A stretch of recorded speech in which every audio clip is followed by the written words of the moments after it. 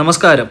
നമ്മുടെ തിരുവനന്തപുരത്ത് വിഴിഞ്ഞം തുറമുഖം വന്നതിന് ശേഷം തിരുവനന്തപുരത്തിന് സംഭവിച്ച ഒരുപാട് മാറ്റങ്ങളെക്കുറിച്ചിട്ട് നമുക്ക് എല്ലാവർക്കും വ്യക്തമായ രീതിയിലുള്ള ധാരണയുണ്ട്. അതുപോലെ തന്നെ ഈ വിഴിഞ്ഞം തുറമുഖവുമായിട്ട് ബന്ധപ്പെട്ട് ഇനി പൈപ്പ് ലൈനിലുള്ള പ്രധാനപ്പെട്ട ഒരുപാട് പ്രോജക്ട്സ് ഉണ്ട്. ഫോർ എക്സാമ്പിൾ നമ്മുടെ ഔട്ടർ റിംഗ് റോഡ്, അതുപോലെ തന്നെ ഒരു റെയിൽവേ ലൈൻ നമ്മുടെ ഈ പറഞ്ഞ മലയോര മേഖലയെ തന്നെ ബന്ധിപ്പിക്കുന്ന രീതിയിൽ ബാലരാമപുരം വഴി തുറമുഖ റെയിൽ തുടങ്ങി വലിയ മാറ്റത്തിൻ്റെ പാതയിലൂടെയാണ് തിരുവനന്തപുരം കടന്നു പോകുന്നത്. ഇതിനെ വലിയ രീതിയിൽ എൻഹാൻസ് ചെയ്യപ്പെടാൻ പോകുന്ന രീതിയിലാണ് പുതിയ കുറച്ച് വാർത്തകൾ വന്നിട്ടുള്ളത്. നമ്മളിന്ന് കണ്ട് മനസ്സിലാക്കാൻ പോകുന്നത് അല്ലെങ്കിൽ അറിയാൻ പോകുന്നതും ആ പുതിയ വിവരങ്ങളെ കുറിച്ചിട്ടാണ്. നമ്മുടെ വിഴിഞ്ഞത്തിനെ ഒരു ഗ്ലോബൽ മാരിടൈം ഹബ് ആക്കാനുള്ള ഒരു കേന്ദ്ര നീക്കം ഓൾറെഡി തന്നെ ഉണ്ടായിരുന്നു.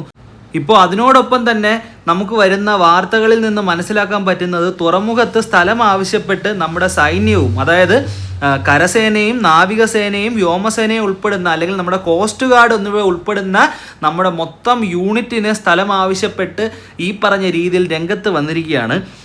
നമ്മുടെ സ്വന്തം വിഴിഞ്ഞം സമുദ്ര വ്യാപാര മേഖലയിലെ രാജ്യത്തെ തന്നെ ഏറ്റവും പ്രധാനപ്പെട്ട അല്ലെങ്കിൽ തന്ത്രപ്രധാനമായ ഒരു കേന്ദ്രമായി മാറും എന്നുള്ള ഒരു നിഗമനത്തിലാണ് ഇപ്പോൾ തന്നെ സൈന്യവും വിഴിഞ്ഞത്തെത്തുന്നതായിട്ട് പുറത്തു വരുന്ന വിവരങ്ങളിൽ നിന്ന് നമുക്ക് മനസ്സിലാക്കാൻ പറ്റുന്നുണ്ട്. തുറമുഖത്തിനോട് ചേർന്ന് ആധുനിക സാങ്കേതിക സംവിധാനങ്ങളെല്ലാം ഉൾപ്പെട്ട ഒരു സൈനിക കേന്ദ്രത്തിനാണ് പ്രതിരോധ വകുപ്പ് ഇപ്പോൾ ലക്ഷ്യമിടുന്നത്. ഇത് എന്ത് രീതിയിൽ നോക്കിക്കഴിഞ്ഞാലും തിരുവനന്തപുരത്തിൻ്റെ ഈ സ്റ്റെപ്പ് ബൈ സ്റ്റെപ്പായിട്ടുള്ള വളർച്ചയ്ക്ക് വലിയ രീതിയിൽ ഗുണകരമാവും. എന്തുകൊണ്ട് ഈ പറഞ്ഞ ഒരു ഡിഫൻസ് മേഖല ഇവിടേക്ക് വരുന്നത് തിരുവനന്തപുരത്തിന് ഗുണം വരുന്നു എന്ന് നമ്മൾ ചിന്തിച്ചു കഴിഞ്ഞാൽ, എല്ലാ രീതിയിലുമുള്ള ഒരു സ്പോട്ട് ലൈറ്റ് തിരുവനന്തപുരത്തിനെ വലിയ രീതിയിൽ മറ്റ് ഡെവലപ്മെൻറ്റിനും ഹെൽപ്പ് ചെയ്യും എന്നുള്ള കാര്യത്തിൽ ഒരു തർക്കമില്ല. എന്തുകൊണ്ട് വിഴിഞ്ഞത്തിനെ ഈ പറഞ്ഞ കേന്ദ്ര സേനകൾ ലക്ഷ്യമിടുന്നു എന്നുള്ളതിനെക്കുറിച്ച് ആലോചിച്ച് കഴിഞ്ഞാൽ അതിനും വ്യക്തമായ കാരണങ്ങളുണ്ട്. നമ്മുടെ രാജ്യത്തിൻ്റെ തന്നെ തെക്കേ മുനമ്പിലാണ് വിഴിഞ്ഞമെന്ന ഭൂമിശാസ്ത്രപരമായ ഒരു പ്രത്യേകത സൈന്യം ഇവിടെ പരിഗണിക്കുന്നതിനൊരു പ്രധാനപ്പെട്ട ഒരു ഘടകമാണ്. നാവികസേനയ്ക്ക് കപ്പലുകളും മറ്റും അടുക്കാനുള്ള ഒരു ബെർത്ത് സൗകര്യത്തിനും വിഴിഞ്ഞത്തിന് ഉപയോഗിക്കാൻ പറ്റും എന്നുള്ള ഒരു കാൽക്കുലേഷൻ കൂടെ ഈ തീരുമാനത്തിന് മുന്നിലുണ്ട് എന്നുള്ള കാര്യത്തിൽ തർക്കമില്ല. തുറമുഖത്തിനോട് ചേർന്ന് സ്ഥലപരിമിതിയാണ് ഈ പറഞ്ഞൊരു പ്രോജക്റ്റിന് ഏറ്റവും അധികം വെല്ലുവിളിയായിട്ട് നമ്മളിനി ഫേസ് ചെയ്യാൻ പോകുന്നത്. നിലവിൽ വിസിലിൻ്റെ, അതായത് വിഴിഞ്ഞം ഇൻ്റർനാഷണൽ സീപോർട്ട് ലിമിറ്റഡിൻ്റെ കൈവശം 250 ഏക്കർ ഭൂമിയാണ് ഇപ്പോൾ അവൈലബിൾ ആയിട്ടുള്ളത്. ഇതിന് പുറമെയാണ് കടൽ നികത്തിയെടുത്ത 150 ഏക്കറോളം ഭൂമിയുള്ളത്. അടുത്ത ഘട്ടം നിർമ്മാണം പൂർത്തിയാകുമ്പോൾ 150 ഏക്കറോളം വീണ്ടും കടൽ നികത്തിയെടുക്കേണ്ടി വരും എന്നാണ് നമുക്ക് രേഖകളിൽ നിന്ന് മനസ്സിലാക്കാൻ പറ്റിയിട്ടുള്ളത്.